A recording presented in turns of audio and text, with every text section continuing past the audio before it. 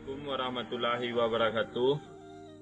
Perkenalkan, saya Randi William Putra, NIM 18042183. Sini saya akan menjelaskan tugas landasan-landasan etika bagi pejabat negara dalam mata kuliah Etika Administrasi Negara. Saya akan menjelaskan 3 pembahasan. Yang pertama, tugas para aparatur negara. Yang kedua, etika pejabat negara. Yang ketiga, landasan-landasan etika bagi aparatur negara dalam menjalankan tugasnya.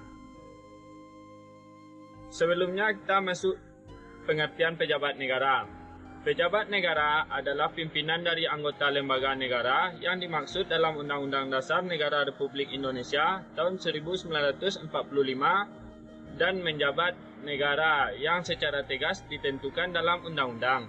Contohnya, terdapat pada Undang-Undang Nomor 5 Tahun 2004 tentang Aparatur Sipil Negara atau ASN. Aparatur Sipil Negara. Aparatur Sipil Negara atau ASN adalah profesi bagi pegawai negara sipil atau PNS dan pegawai pemerintah dengan perjanjian kerja P3K yang bekerja pada instansi pemerintah. Pegawai aparatur sipil negara atau ASN diangkat oleh pejabat pembina kepegawaian dan diserahkan tugas dalam suatu jabatan pemerintahan atau diserahi tugas negara lainnya dan digaji berdasarkan peraturan perundang-undangan. Kita masuk pembahasan yang pertama, yaitu tugas aparatur sipil negara. Mengatur dan melayani masyarakat sesuai dengan hukum yang berlaku. Menegakkan hukum dan menjaga keamanan serta melindungi warga negara. Membangun dan mengelola sumber daya masyarakat. Mengelola keuangan dan memonitor anggaran dan administrasi negara. Yang kedua, etika pejabat negara. Etika pejabat negara dalam penyelenggaraan pemerintahan yang bersih memiliki kedudukan dan peranan yang penting sebagai pedoman berperilaku yang baik dalam menjalankan tugas. Etika itu sendiri yaitu suatu nilai yang diterapkan di suatu instansi guna sebagai acuan dan dalam bertingkah laku. Contoh etika pejabat negara yaitu tidak melakukan tindak korupsi, mengemukakan kepentingan masyarakat, dan melihat status sosial masyarakat. Selanjutnya, prinsip-prinsip etika bagi pejabat negara. Yang pertama, integritas.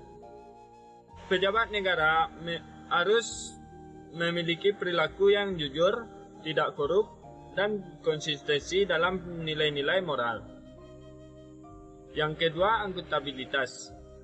Pejabat negara harus bertanggung jawab atas tindakan dan keputusan yang diambil, serta siap menerima konsekuensi dari tindakan tersebut.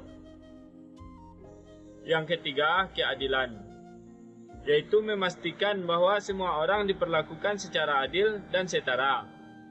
Yang keempat, transparansi, terbuka dalam pengambilan keputusan, serta penyediaan informasi kepada masyarakat. Selanjutnya yang kelima, pelayanan publik.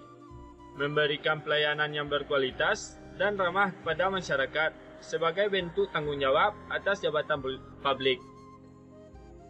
Yang keenam, yaitu kepatuhan hukum. Selalu bertindak sesuai hukum yang berlaku.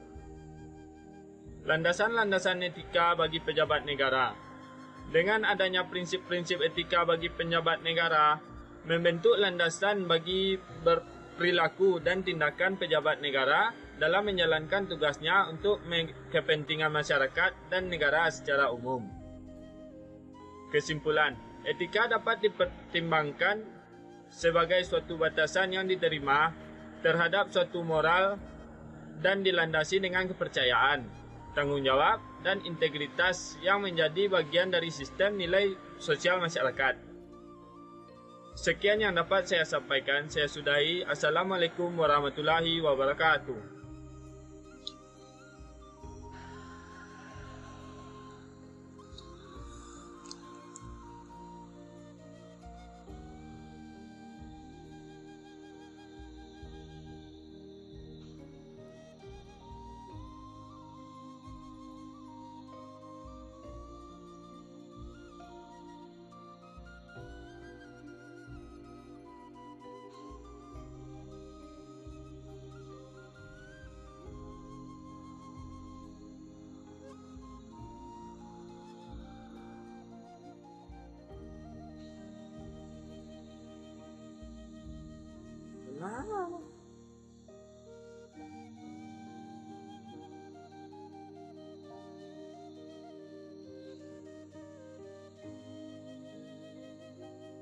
Cok.